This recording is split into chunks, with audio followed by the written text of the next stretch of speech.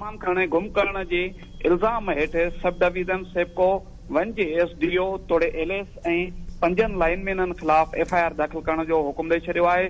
Sukkur district and session court जे जज Abdul Ghani Soomro case जी ॿुधणी कई। अदालत में दरख़्वास्त गुज़ार शहरी मोहम्मद असलम कंबो पारां वकील मार्फत दरख़्वास्त दाख़िल कराईंदे मौक़िफ़ अख़्तियार कयो वियो त सब डिवीजन सखर जो एसडीओ निसार शेख अमले साण तोड़े ॿ पुलिस एहलकार साण करे घर में घिरी करे जेका आहे सो उते सामान खयो ऐं 20 लाख रुपया जेको आहे सो डिमांड कई। न ॾियण ते हू औरतुनि जा सोना ज़ेवर तोड़े संदसि पुट फहद उर्फ जेको आहे सो अदनान खे गिरफ़्तार कराए साण खणी वियो, जेको हिन वक़्त ताईं पुट संदसि जेको आहे सो वापसि न आहे थियो, न छॾियो आहे।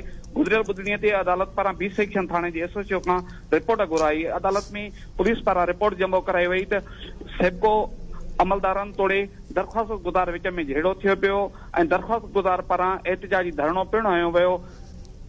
अदालत खे ॿुधायो वियो त पुलिस पारां संदसि पुट खे गिरफ़्तार न कयो वियो ऐं दरख़्वास्त गुज़ार चए पियो त संदसि पुट हिन वक़्त ताईं वापसि न आयो।